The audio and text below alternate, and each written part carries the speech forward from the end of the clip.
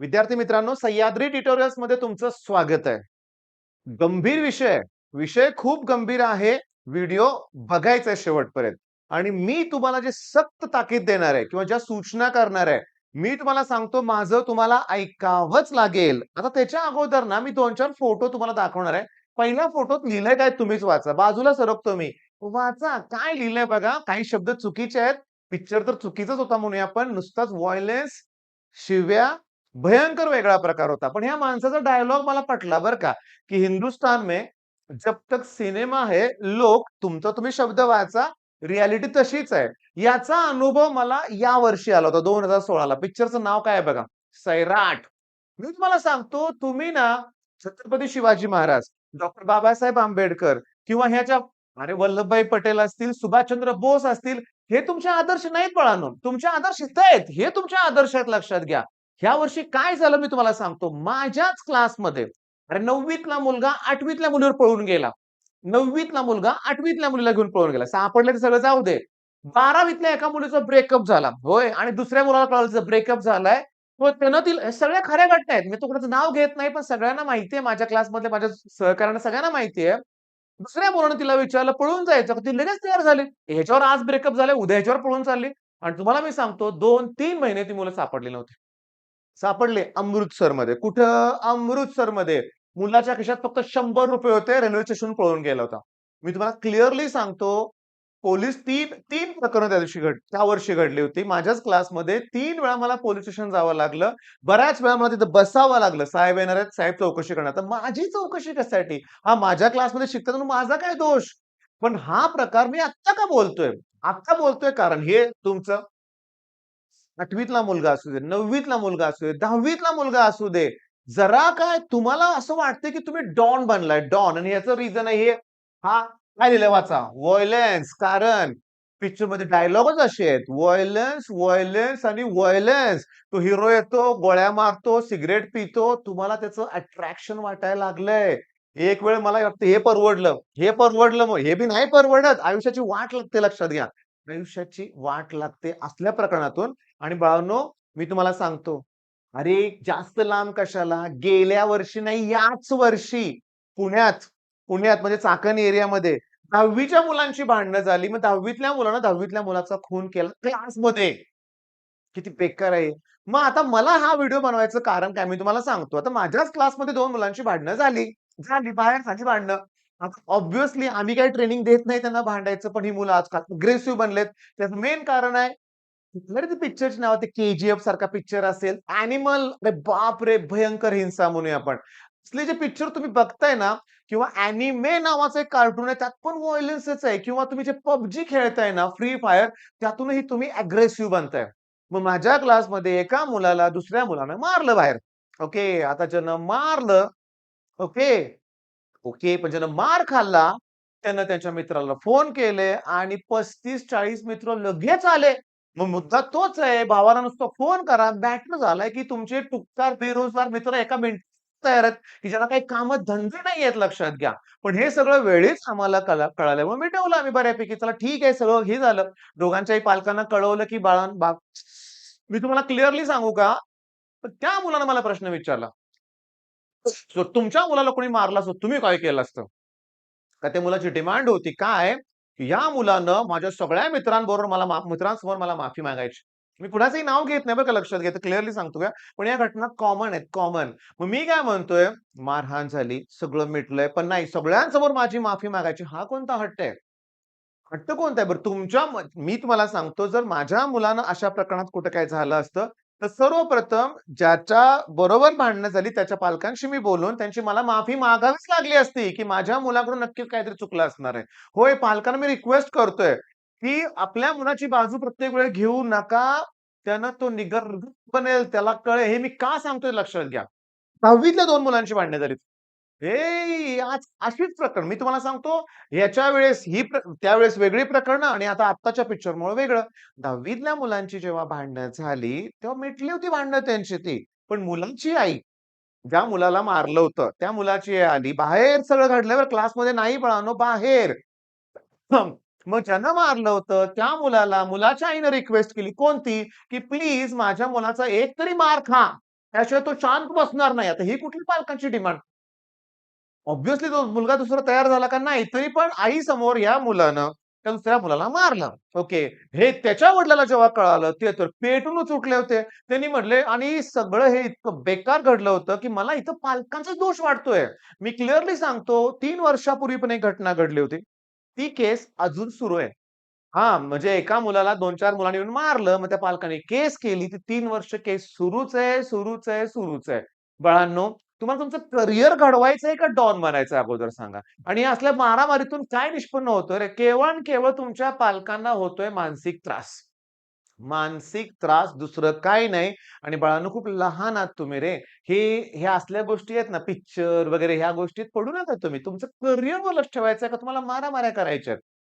पालकांना एक रिक्वेस्ट केली होती मगाशी मी पुन्हा करतोय, की प्लीज आपल्या मुलांचे मित्र कसे आहेत ते बघा. ते जर गुंड प्रवृत्तीची मुलं असतील, तर आपल्या मुलाचं नुकसान होणार आहे लक्षात घ्या. आणि सगळ्यात इम्पोर्टंट म्हणजे, की हे मारणं, मारामारी करणं ह्याचा शेवट वाईटच होतोय. मनात राग ठेवून काय उपयोग आहे? आणि सगळ्यात महत्त्वाचं आनंदी जीवन जगायचंय रे. मी तुम्हाला सांगतो ज्याच्यातली खरी ताकद असते ना, तो विनम्र असतो. हा विनम्र असतो. आणि आजकाल जी बुरटी पोरं आहेत ना म्हणूया आपण, उगाच लुकडी म्हणूया आपण असतात ना 10-20 किलो वजनाची असतात मुलं म्हणूया आपण. पण फोन केल्यावर त्यांचे मित्र यायला तयार असतात. बरोबर आहे? आता त्यामुळे ह्यांना काय वेगळं वाटतं काय सांगू तुम्हाला? मग हे सगळं मी बऱ्याच पालकांशी पण बोललोय. ओके. आजकाल आणि माझ्या बऱ्याच आता माझे मित्र आहेत त्यांचे सुद्धा क्लासेस आहेत. आम्ही या सगळ्या गोष्टी फेस करतोय. हे तुम्ही जनरेशन झेड स्वतःला म्हणताय ना बाळांनो, तुम्ही चुकीच्या दिशेने चाललाय. तुम्ही तुमच्या करिअरवर फोकस ठेवला पाहिजे. तुमच्या अंगात विनम्रता पाहिजे. तुम्ही बघा जे खरोखर बेस्ट पैलवान आहेत ना, आता महाराष्ट्र केसरी सारख्या स्पर्धा होत आहेत. मी परवा एक व्हिडिओ बघितला, आता स्पर्धा झाली होती ती. त्यात एक नाव मला पैलवानाचं माहीत नाही बरं का. पण कुस्ती झाल्यानंतर जिंकलेला जो पैलवान होता, त्यानं हारलेल्या पैलवानाच्या पाया पडले. मी हा एक व्हिडिओ बघितला. यावर अजून एक व्हिडिओ बघितला मी, की जो हारला त्यानं जिंकलेल्या पैलवानाला मारलं. हा पण एक व्हिडिओ बघितला. ज्याचे त्याचे संस्कार म्हणूया आपण. मग तुम्हाला बाळांनो काय करायचंय? मी एक वाक्य सांगतो लक्षात घ्या. मी जेव्हा साताऱ्यात आलो, वायसी कॉलेजमध्ये ॲडमिशन घेतलं, तेव्हा मला माझे काही रिलेटिव्ह त्यांनी सांगितलंय, "रोज मारामार असतात वायसीमध्ये, रोज. नीट राहायचं." ते त्यावेळेस कॉलेजच्या बाहेर गाड्या होते बरं का आणि त्या गाड्याच्या वरती हत्यार असायचे. हत्यार म्हणजे कुठले? Hockey stick. हे मेन हत्यार असतं लक्षात घ्या भांडतानाचं. Hockey stick. आजकालची हत्यारं आणखी वेगळी असतात ती जाऊन द्या. पण मी तुम्हाला सांगू का? 2 वर्ष होतो वायसी कॉलेजमध्ये मी 11वी-12वी. मला एकही भांडण कधी दिसलं नाही. पण भांडणं झाली. भांडणं झाली होती. पण मला का दिसली नाही? आपल्या कामाशी मतलब कॉलेज झालं की घरी जायचंय. हां, क्लासला जायचंय, घरी जायचंय, अभ्यास करायचाय. तुम्हाला जर तिथं कॉलेजमध्येच पडीक राहायचं असेल, तर मग आहेत की तुमच्यासाठी भांडणं. मग काय ठरवायचं हे तुम्हाला कळालं पाहिजे. आणि सगळ्यात इम्पोर्टंट बाळांनो, जेव्हा तुम्ही फोन करून तुमचे मित्र बोलवतायत, तेव्हा तुम्हाला पण जावं लागेल. मग पुन्हा तुम्हाला पण तसल्या गोष्टीत भाग घ्यावा लागेल. आणि प्रत्येक वेळेस समोरचा कमकुवत असणार नाही. आज तुम्ही त्याला माराल, उद्या त्यो तुम्हाला मारेल मुलं आणून आणि कधी थांबणार हे? काही वेळेस या घटना फार टोकाला गेल्यात. अक्षरशः जीव गमवायची वेळ आली मुलांना. याची तर पालकांना काळजी वाटते रे. आजकालचं सगळं बिघडलंय. मी तुम्हाला सांगतो, हे असले प्रकार नका करू. हां, तुम्हाला काय वाटतंय असं करून तुम्ही मुलींसमोर हिरो बनताय होय? होय का? असं ना होत नाही बाळांनो लक्षात घ्या. आणि मुलाचं ना कर्तृत्व इम्पोर्टंट असते, कर्तृत्व. तुमचं कर्तृत्व निर्माण करा. मग सगळं जग तुमच्याबरोबर येईल म्हणूया आपण. सगळं पाहिजे ते मिळेल तुम्हाला लक्षात घ्या. आणि उगाच छपरीपणा करून काही होणार नाही या लक्षात घ्या. पिक्चर पिक्चर बघून तुमचे आदर्श घेऊ नका लक्षात घ्या. पिक्चर बघून नकोय. मी तुम्हाला सांगतो तुम्हाला बनायचंय एक आदर्श व्यक्तिमत्व बनवायचंय. मगाशी ज्या थोर मोठ्या लोकांची मी नावं घेतली बाळांनो, त्यांनी त्यांच्या आयुष्यात किती कष्ट घेतले. मी तुम्हाला सांगतो, काय गरज होती छत्रपतींना आपल्यासाठी हे करायची सांगा बघू.